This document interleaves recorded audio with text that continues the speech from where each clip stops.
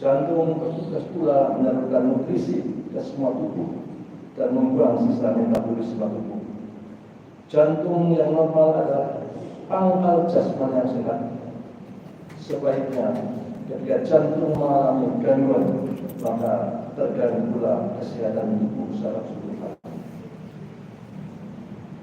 Kemudian yang kedua, yaitu jantung secara rohani. Istilah qalb dimaknai sebagai apa yang sering kita sebut dalam bahasa Indonesia adalah hati. Hati memang tak kasat mata, tapi pengaruhnya kepada setiap gerak hidup manusia amat menentukan. Ia tempat berpancarnya niat, baik tulus atau tidak, baik jujur atau pura-pura. Lebih sering hanya diketahui oleh Allah dan pemimpin hati itu sendiri. Dalam Islam, hati merupakan sesuatu yang paling pokok. Ibarat jantung, rusaknya hati berarti rusaknya setiap perilaku manusia secara keseluruhan. Maksud dari hadis tersebut adalah tentu lebih pada pemaknaan dua hal ini. Jamaah salat Jumat rahimahullah.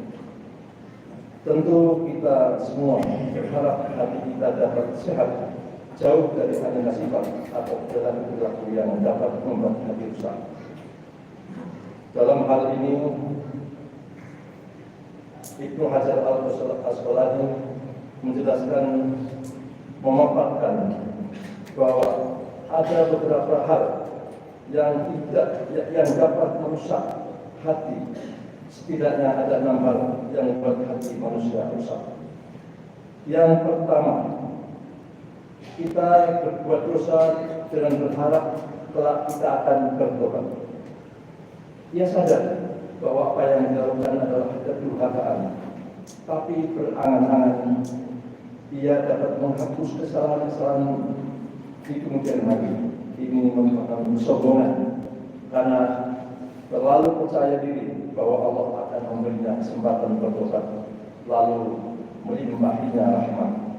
Juga masuk kategori sikap meremehkan karena perbuatan dosa dilakukan bukan karena kebodohan, melainkan karena kesengajaan.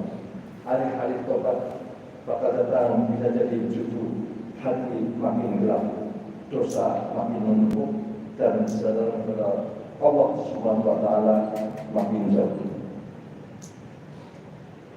Hal yang kedua yang dapat merusak hati adalah berilmu tapi tidak mau mengamalkan.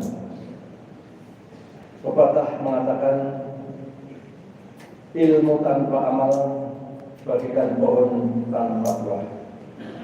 Pengamalan dalam kehidupan sehari-hari dari setiap pengetahuan tentang hal yang baik adalah tujuan dari ilmu. Hal ini juga menjadi penanda keberkahan ilmu. Pengertian tidak mengamalkan ilmu bisa jadi ada dua macam. Yang pertama, mendiamkannya hanya sebagai koleksi pengetahuan di dalam kepala kita, atau si pemilik ilmu berbuat dan bertentangan dengan ilmu yang dia miliki. Kondisi ini tentu saja dapat menyebabkan rusaknya hati kita. Kemudian ketiga, penyebab rusaknya hati adalah ketika seorang beramal ia tidak ikhlas. Sebab setelah ilmu itu diamalkan, urusan belum sepenuhnya beres. Sebab manusia masih dihinggapi hawa nafsu dari mana-mana. Ia mungkin saja berbuat baik banyak sekali, namun sia-sia belaka karena tidak ada ketulusan dalam berbuat baik. Ikhlas adalah hal yang cukup berat, sebab keniscayaannya ada pada kerelaan hati, meskipun ada yang dikorbankan. Hal keempat yang dapat merusak hati adalah memakan rezeki Allah tapi tidak mau bersyukur. Karunia dan syukur merupakan pasangan yang tidak bisa dipisahkan.